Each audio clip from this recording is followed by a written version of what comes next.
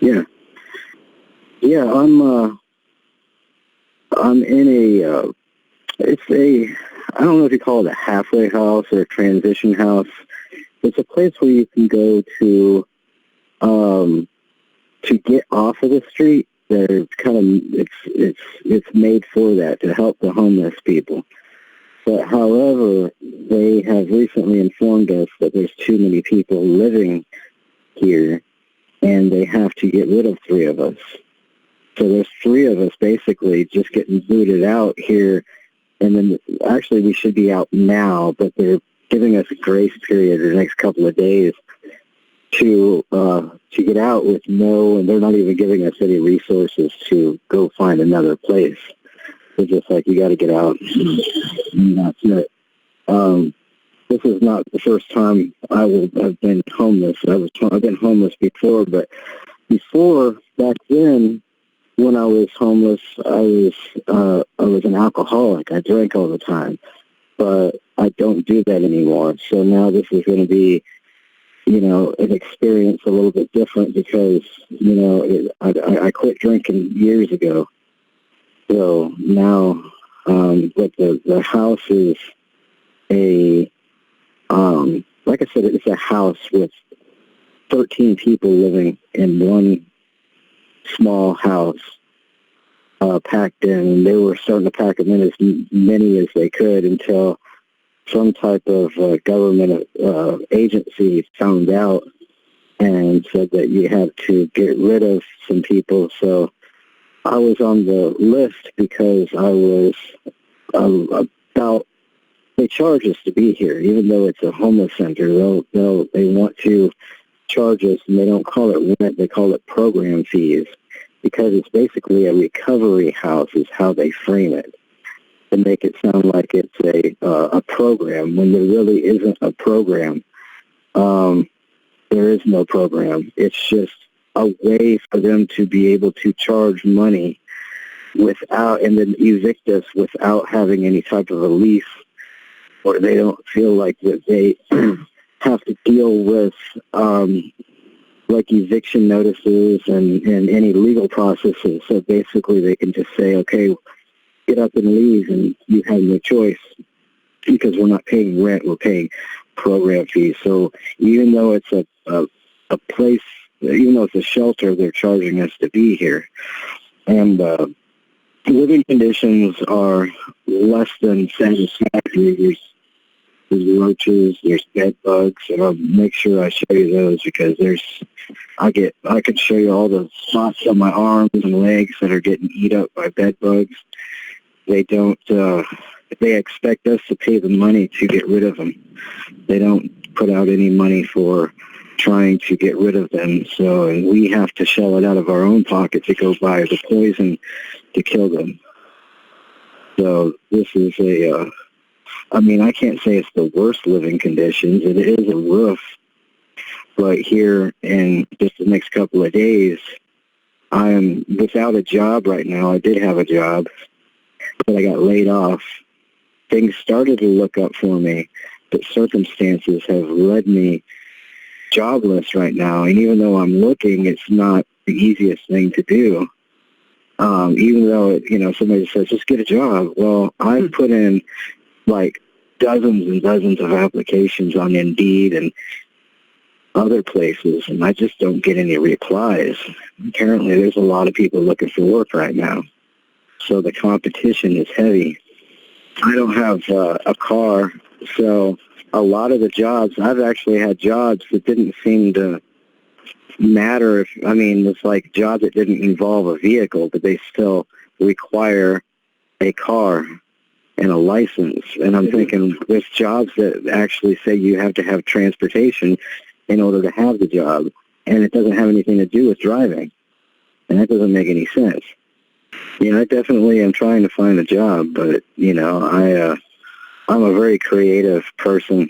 I have a mind, and I put this in the email, that my mind is, I have ideas for business, very good ideas, but nobody wants to listen to me because I'm not some type of, I'm already an executive driving a BMW or something. I must not be, they don't understand that the mind that I have can not just make myself rich, but other people as well. And trying to find an investor, somebody to believe in you and say, hey, you know what? I want to put some funds into your project because it's going to return greatly. But there's no, it's really hard to get anybody to listen. Well, I was for years, I was a web and graphic designer. And as time progressed, I'm a freelancer. And as time progressed, when I would go on the freelance sites, people from other countries discovered them too. And, $100 to them is like $1,000 to us. When people are putting in, I need a website for whatever, and the normal U.S. rate would be maybe $500 to $800 for this website, you've got people bidding $50 for it. And people are choosing them because they don't have to pay as much and getting just as good of a job.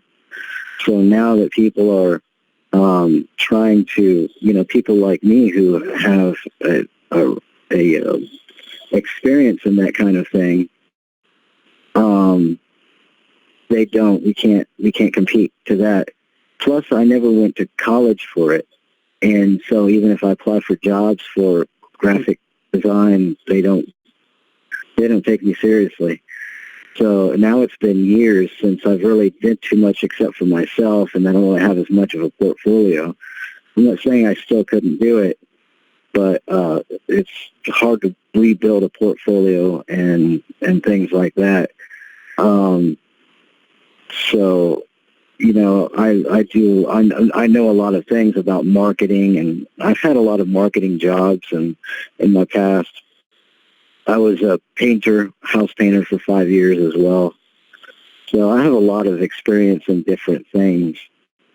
But even as a house painter, I can't get a job without a vehicle. They always want, must have your own truck if you want to work for this painting company. And I've applied for 20 painting companies. They don't want to talk to me because I don't have a car. So, but yeah, I'm very creative and coming up with ideas for business, and I try to do them on my own, but I can only get so far. Okay, I was living in a trailer park, but I was looking for work, and I couldn't find work. I ended up getting evicted. So I went on the internet, and I found this place, and they said that they can move me in. Now, they'll allow people to move in without money. In fact, they take people right out of prison.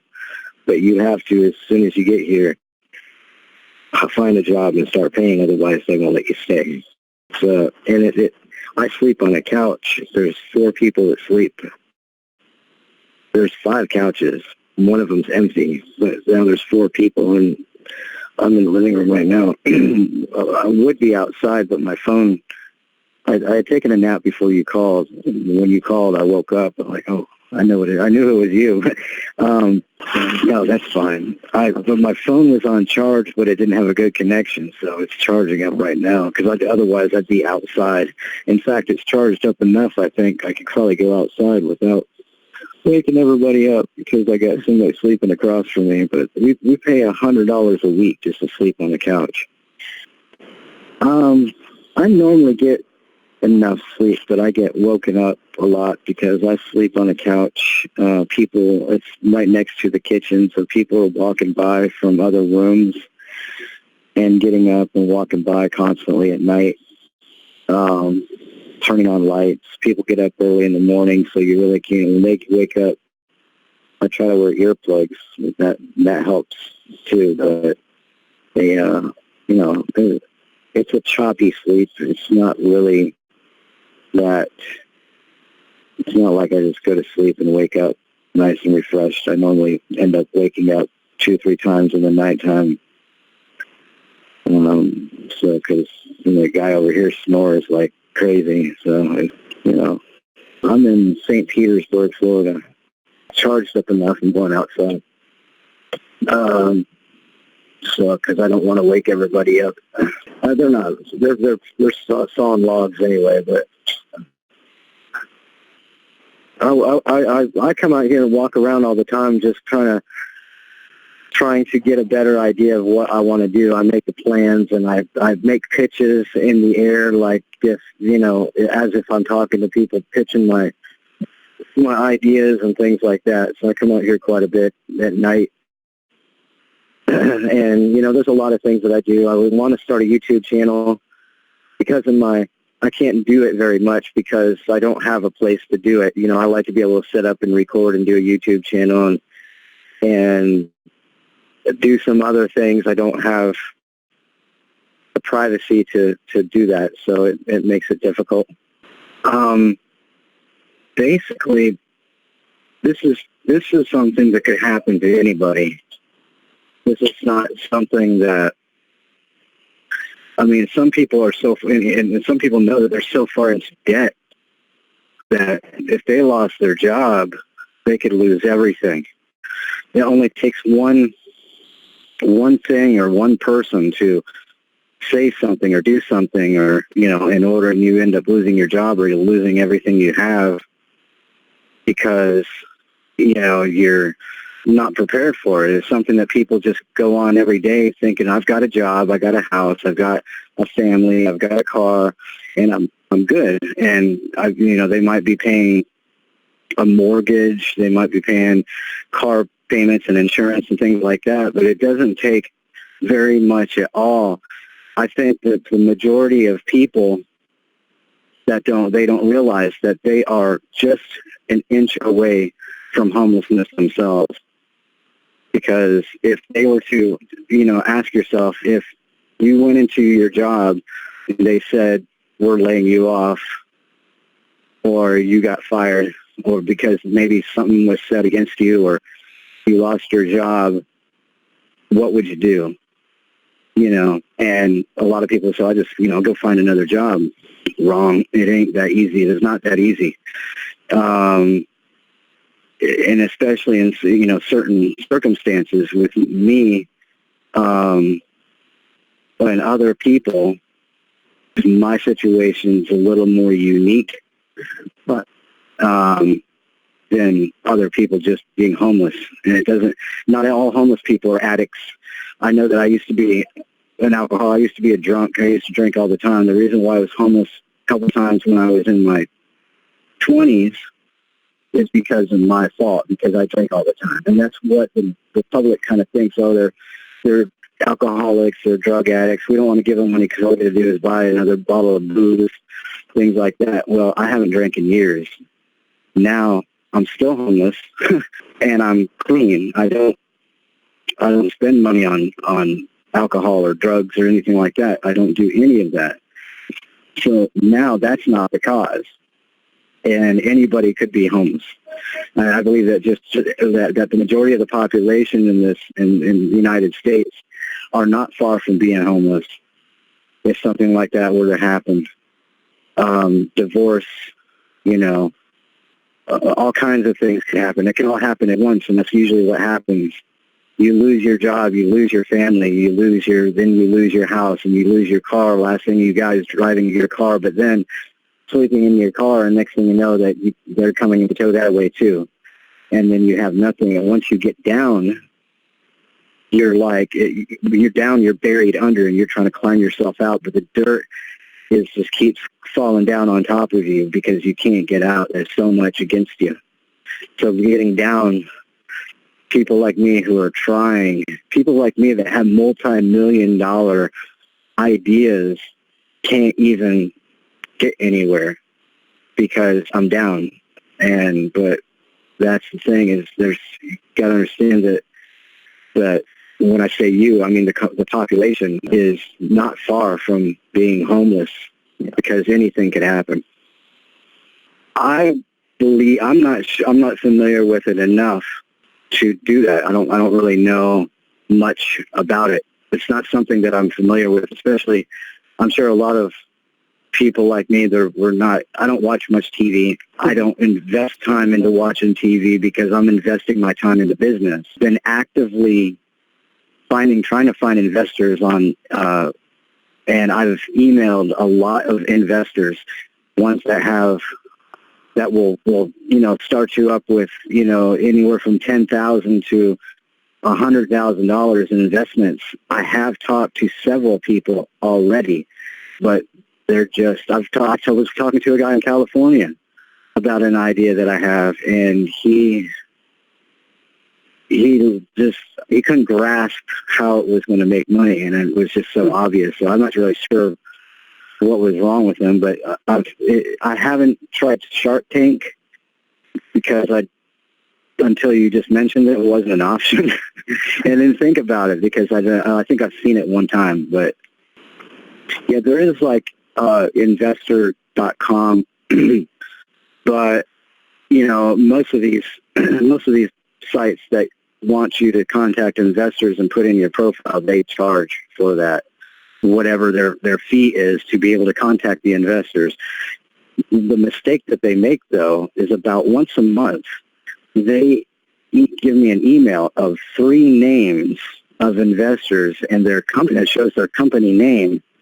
And if I try to contact them, right, through Investor, it will say you need to pay for your profile in order for it to get. But the thing is what I'll do is I'll just take the name in itself, knowing that the company name. I'll just either Google the company name or type in their name, and then I'll put LinkedIn, and automatically I'm going to find them. And which I have. I have many investors on my LinkedIn account, and I have a lot of people on my LinkedIn account. And there again, I pitch my, either that they're not, just not interested, or they're just, it takes a bit of convincing, because one of them is it's a website, it's a social network, but it's not for the whole world. It's only for one community. And a lot of people are like, why would you start a social network for one community? Well, I have very good reason to not just believe, but by the people that live in this community. And I can say it's a very large community. We're talking about over 130,000 people that live in one community that have they have a lot of money. They like where they live. People from all over the United States and all over the world that have money are trying to get into this community because it's so popular and so it's a really neat community. And I would really, it's a social network to bring everybody that lives there together, because there's a lot of people that are single trying to meet each other. There's couples trying to meet each other. They got groups and clubs, and I've solved a problem. Like, say they've got they got groups, okay, they're clubs, what they call them, for different things, whether different hobbies, different events, different things. Well, when you want to join one of the groups, you have to find some type of a public directory of the groups, and then find the moderator of the group, contact them, and say, I want to be a part of this group. This website would contain all of their groups in one place. That way, people can just do a search for groups, find one in their interest, and click join. And automatically, the moderator would be right there to say, okay, we accept you, and now you're part of our group. And when being a website, most of those groups don't have their own websites. Some of them do, but not all of them. That way, they now have a online presence for their group that can upload photographs and videos and put in their community events and things like that. This solves a problem. And the president, I used to own an online classifieds website for this community, but I lost it because I went to prison. And that's one of the things that I was, I'm an ex-con, I'm a felon, and that makes the job hunting and a lot of other things more difficult. And that is that's one of those things like, oh yeah, of course a homeless person is going to be a criminal. No, I'm not a criminal. I got blamed for something that I didn't do, and even though everybody says that, oh, I didn't do it, but there are people that are innocent that have things over their head. They're marked for life because of something that somebody said or something somebody did, or maybe they did make a mistake. Maybe they did have a problem at one time. Maybe it was something that they did do, but that doesn't necessarily, just because somebody messed up doesn't mean that that's the type of person they are now. So I had an online classifieds. I was doing websites. I lived in a nice place. I had two offices, one in another town and then one in a home office. It was a separate building at my residence. So I was doing good, and then something came up and I lost everything. And I've been out of prison ever since last year, and it's just been a struggle to try to get going, and it's just been a pretty, it's rough. Higher, felons, especially the type of felon that I am. I was in prison for 9 years, and the classifieds was this is one of those things that we can decide, because I can mention the community, but then again, if somebody hears, like I said, if they hear this, and especially if they live in that area, because I'm trying to find investors that live in that area. I think real estate, people who own real estate would be good targets, for the simple fact that if somebody that had a real estate company were to invest, then guess who would get the market for marketing houses in that area? The investor, the one that put money in my site. Well, if I list houses on my site, not only are you going to get a return because I'm going to charge a fee to be part of the website, plus advertising and all the other things, but you get all of your houses advertised on there. The marketplace was a online classifieds where people can go and, list whatever they have for sale, and people in that area could, see if they're looking for a refrigerator or a golf cart or a house or whatever. They would be able to list it on there, and you know what I mean, and then they would be able to, see what I mean? I have my parents, which I talked to on a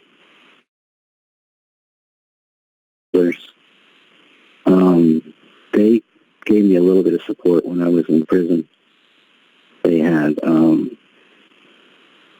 my two brothers sent books and a little bit of money. My parents gave me money about every 2 or 3 months. So, but they're in a position now where they can't help. And my brothers are in a position they can help, but they won't. Both of my brothers in 9 years of prison gave me about $300 a piece. What does it came out to? About $300 a piece in 9 years. I can appreciate what they gave me, but, they're both not wealthy, but they are not by far hurting at all. My brother, Mike, he works at a tool and die specialist for a spring factory. He's been doing that for over 30 years. So I know his wife is a nurse, a registered nurse. Their kids are grown up and out of the house. But when I ask them for money, we just can't do it right now. We're strapped for money. I'm like, I don't know how. If you're that strapped for money, then you're almost you're homeless without being homeless. You know what I mean? You're in a situation where, how would you put yourself in a situation where you're making $20 an hour, your wife's making $20 an hour, and you're both you can't afford $50 for your own brother to, to have something to eat or whatever, you know what I mean? I'm like, how do you put yourself in such a situation that you have all this, but you don't have any money at all? And it's got to be, I can't judge them, but at the same time, I can say it doesn't add up, that you can't help.